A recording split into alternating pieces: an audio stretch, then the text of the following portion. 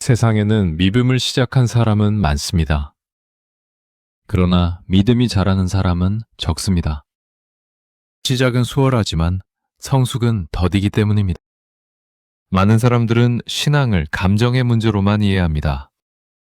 뜨거우면 잘 믿는 것이고 차가우면 약해진 것이라 생각합니다. 그러나 성경은 믿음을 온도의 문제가 아니라 생명의 문제로 다룹니다. 생명은 자라며 변화하며 성숙합니다. 자라지 않는 믿음은 병든 것이고 성숙하지 않는 믿음은 뿌리가 내리지 않은 믿음입니다. 믿음의 성숙은 더 많은 감동이나 지식을 쌓는 것을 의미하지 않습니다. 더 많은 활동에 참여한다고 성숙해지는 것도 아닙니다. 성숙은 교회 활동의 양으로 측정되지 않고 언제나 열매로 드러납니다. 그러므로 우리는 교회 근처에 오래 머물렀다는 이유로 성숙을 확신할 수 없습니다. 믿음은 시간이 아니라 본질에 의해 자랍니다. 성경은 곳곳에서 미성숙의 위험을 경고합니다. 어린 신앙은 쉽게 흔들리고 쉽게 낙심하며 쉽게 멀어집니다. 축복에는 열렬하지만 하나님의 요구에는 신속히 물러서며 응답에는 민감하지만 성령의 인도에는 둔합니다. 위기는 두려워하지만 영광은 기꺼이 탐합니다. 그러나 성숙한 믿음은 감정 위에 서 있지 않고 말씀의 반석 위에 서 있습니다. 하나님을 이해하지 못할 때에도 신뢰하며 고난 중에도 달아나지 않고 더 가까이 나아가며 기쁨뿐 아니라 눈물 속에서도 찬양을 배웁니다. 이는 감정의 문제가 아니라 근거의 문제입니다. 믿음의 성숙은 우리의 영혼에게 큰 안전입니다. 그것은 흔들림의 날에 우리를 붙들고 유혹의 날에 분별하게 하며 시험의 날에 견디게 하고 마지막 날에 담대하게 합니다. 그러므로 우리는 나는 믿음을 시작했는가가 아니라 나는 믿음이 자라고 있는가를 물어야 합니다. 믿음은 보이지 않지만 성숙은 보이며 믿음은 마음에 있지만 열매는 삶에 나타나며 그 열매는 숨겨지지 않습니다. 이제 성경이 보여주는 성숙한 믿음의 모습들을 함께 살펴봅니다. 믿음이 성숙해지기 시작할 때 가장 먼저 달라지는 지점은 시련을 바라보는 관점입니다. 시련은 누구에게나 찾아옵니다. 그러나 같은 시련이 어떤 사람에게는 믿음을 흔드는 이유가 되고 어떤 사람에게는 믿음을 증명하는 자리가 됩니다. 차이는 시련의 종류가 아니라 시련을 해석하는 시야에 있습니다. 믿음은 시련을 피하게 하지 않지만 시련 속에서 하나님을 보게 합니다. 미성숙한 신앙일수록 시련을 즉각적인 손해나 실패로 해석합니다. 하나님이 자신을 잊으셨다고 느끼거나 하나님이 자신의 기도를 듣지 않으신다고 의심하거나 하나님이 자신을 벌하신다고 생각하기도 합니다. 이러한 해석은 감정에는 정직하지만 하나님에 대해서는 오해가 많습니다. 감정이 분노하거나 두려울 수는 있지만 하나님을 시련의 바깥으로 밀어낸다는 점에서 위험합니다. 하나님을 해석 밖에 두면 시련은 항상 부재의 신호가 되고 결국 불신의 문이 됩니다. 성숙한 믿음은 시련을 다른 방식으로 해석합니다. 시련을 하나님의 침묵으로 보지 않고 하나님의 일하심으로 봅니다. 하나님께서 말씀하시지 않는 순간이 아니라 말씀을 이루시는 과정으로 해석합니다. 하나님께서 자리를 비우신 때가 아니라 하나님께서 빚으시는 때로 해석합니다. 성숙한 믿음은 왜 이런 일이 일어나는가? 라는 질문에서 하나님께서 이 일을 통하여 무엇을 이루시는가? 라는 질문으로 시선을 옮깁니다. 질문이 달라지면 해석이 달라지고 해석이 달라지면 마음이 달라집니다. 작년의 신앙은 이 지점을 피할 수 없습니다. 삶을 어느 정도 살아본 사람은 이미 시련을 경험했습니다. 젊은 시절에는 고난이 일시적인 지연이나 시행착오처럼 느껴지지만 시간이 지나면 시련은 종종 우리의 능력과 의지를 넘어섭니다. 자녀의 문제는 우리의 통제를 벗어나고 관계의 상처는 시간이 해결해 주지 않으며 건강의 문제는 의지만으로 극복되지 않고 생계의 압박은 단순한 축복 기도로 해소되지 않습니다. 이때 믿음이 감정에만 의존해 있다면 무너지고 맙니다. 감정은 밤마다 흔들리고 의지는 오래 버티지 못하며 결심은 피곤해지기 때문입니다. 그렇다고 시련이 사라지는 것도 아닙니다. 하나님은 시련을 제거하는 방식만으로 우리를 인도하지 않으십니다. 때때로 하나님은 시련을 통해 우리를 낮추고 비우고 깨뜨리며 새롭게 빚으십니다. 하나님은 시련 속에서 신앙을 무너뜨리지 않으시고 오히려 신앙의 구조를 단단하게 하십니다. 이것이 성숙한 믿음이 시련을 해석하는 방식입니다. 시련은 하나님이 일하신다는 표지이며 하나님이 가까이 계신다는 증거이며 하나님이 사람을 다루시는 도구입니다. 성숙한 믿음은 시련 앞에서 결론을 서둘러 내리지 않습니다. 하나님을 판단하기보다 하나님을 기다립니다. 이해하지 못해도 신뢰하는 법을 배우고 응답이 지연되어도 포기하지 않는 법을 배웁니다. 성숙한 믿음은 하나님이 침묵하시는 때를 견디는 믿음입니다. 하나님께서 때를 준비하실 수 있도록 시간을 드리는 믿음입니다. 하나님께서 자신을 드러내실 때까지 시야를 열어두는 믿음입니다. 그런 믿음만이 시련을 통해 정금처럼 나오게 됩니다. 그러므로 성숙한 믿음은 시련을 피하는 믿음이 아니라 시련 속에서 하나님을 잃지 않는 믿음입니다. 시련이 인생을 해석하는 기준이 되지 않고 하나님이 시련을 해석하는 기준이 되도록 만드는 믿음입니다. 이것이 성숙입니다. 믿음이 성숙해질 때 가장 먼저 달라지는 것은 시련을 해석하는 방식입니다. 시련은 누구에게나 찾아오지만 모든 사람이 같은 방식으로 반응하지 않습니다.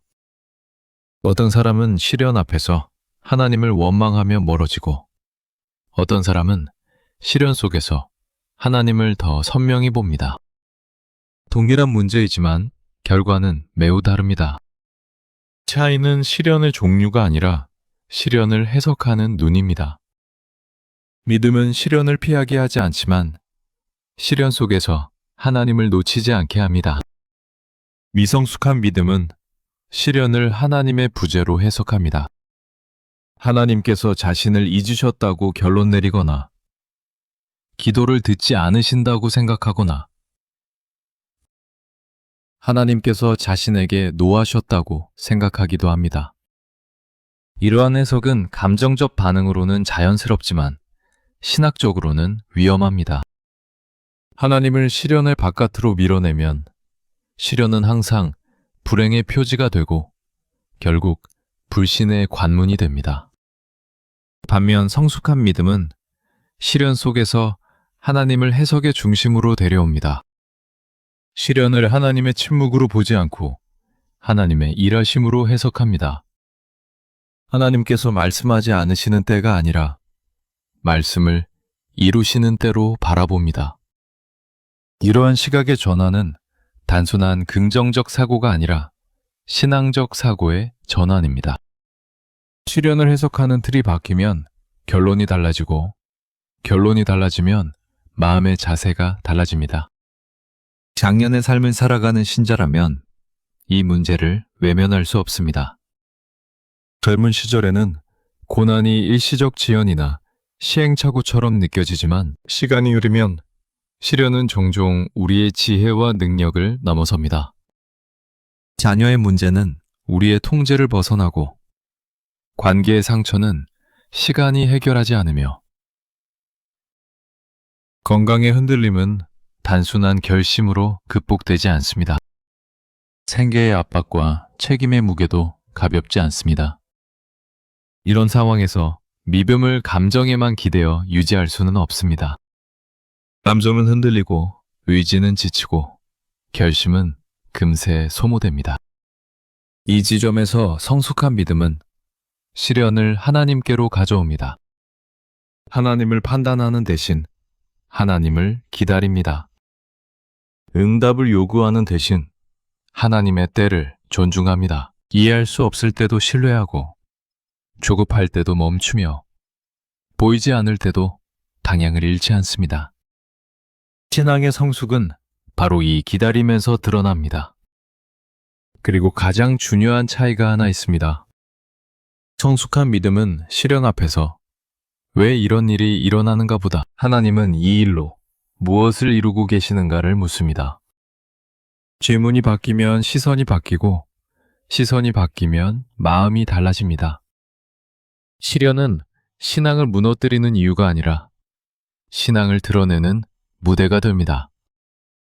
시련은 하나님께서 사람을 낮추고 비우고 새롭게 빚는 과정이 됩니다.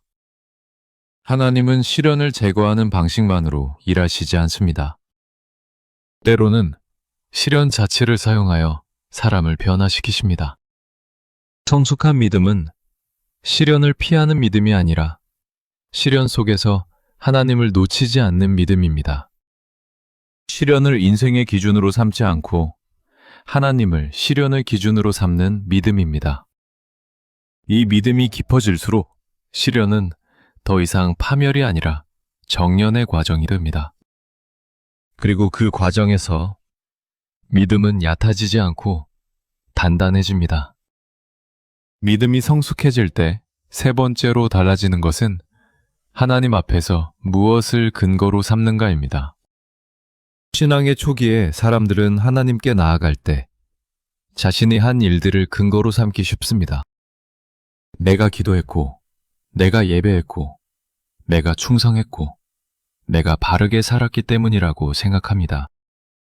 이러한 사고는 겉으로는 경건해 보이지만 중심에 자기 공로가 자리합니다.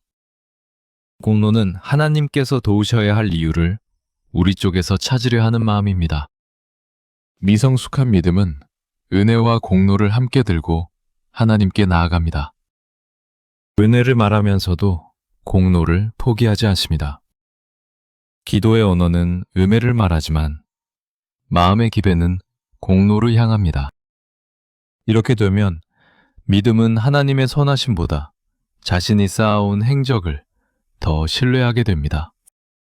신앙은 하나님께 기대는 것이 아니라 자신에게 기대는 방향으로 기울어집니다. 그러나 신앙의 시간이 쌓이면 자기 공로가 얼마나 불안정한 기반인지 깨닫게 됩니다. 건강이 흔들리면 공로가 무력하고 관계가 무너지면 공로가 쓸모없으며 죄가 드러나면 공로는 흔적도 없이 사라집니다. 작년의 신앙은 이 사실을 피할 수 없습니다.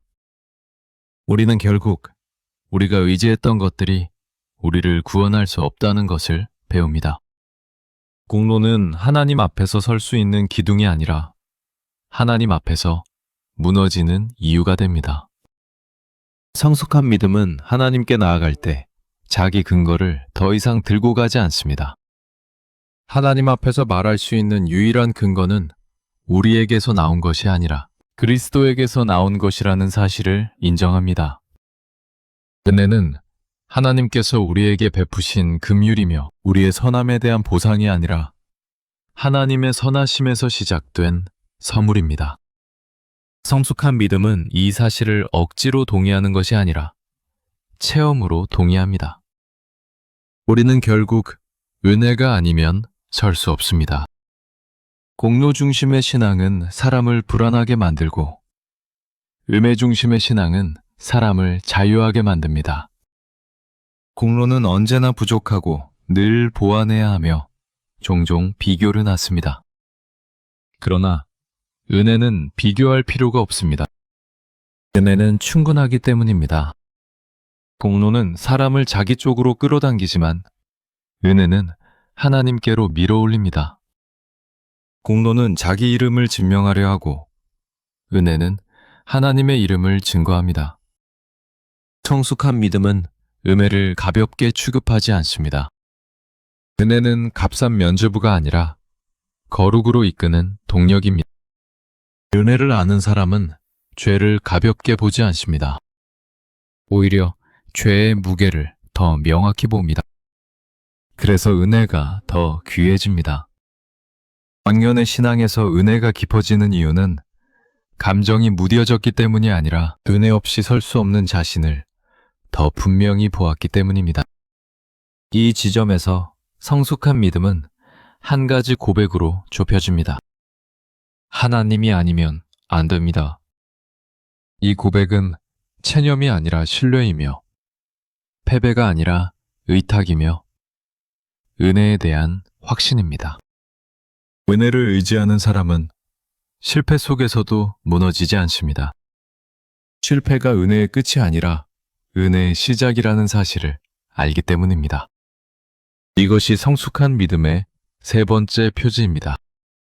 하나님께 다가갈 때 근거를 자신에게서 찾지 않고 온전히 하나님께서 마련하신 은혜에서 찾는 믿음입니다. 그 은혜 위에 설 때 믿음은 얕지 않고 흔들리지 않고 시간이 흘러도 남습니다. 믿음이 성숙할 때 네 번째로 달라지는 것은 현실을 해석하는 기준입니다. 미성숙한 믿음은 현실이 전부라고 생각합니다.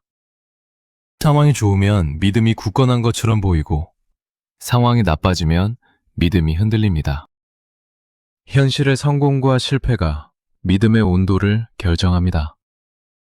그러나 성숙한 믿음은 현실을 기준으로 신앙을 평가하지 않습니다.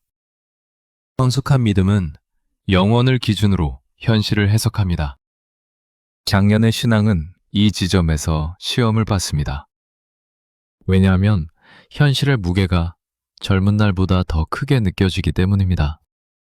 젊을 때는 실패해도 다시 시도할 시간이 있고 상처를 받을 여유도 있고 길을 돌이킬 선택지도 있습니다. 그러나 시간이 흐르면 선택의 폭은 줄어들고 손해의 무게는 커지고 책임의 범위는 넓어집니다. 관계, 건강, 자녀, 생계, 노년의 준비까지 현실은 결코 가볍지 않습니다. 이때 믿음이 현실에만 고정되어 있으면 쉽게 지치고 빠르게 낙심하고 서둘러 포기합니다. 성숙한 믿음은 현실 앞에서 방향을 재조정합니다. 현실을 줄이지 않고 영원을 더합니다. 현실이 가볍지 않다는 사실을 부인하지 않고 영원이 더 무겁다는 사실을 기억합니다. 영원을 바라보는 믿음은 현실을 왜곡하지 않습니다. 오히려 현실을 더 정확하게 봅니다. 현실은 한때이고 영원은 영원하기 때문입니다. 영원을 기준으로 살아가는 믿음은 시간을 다르게 이해합니다.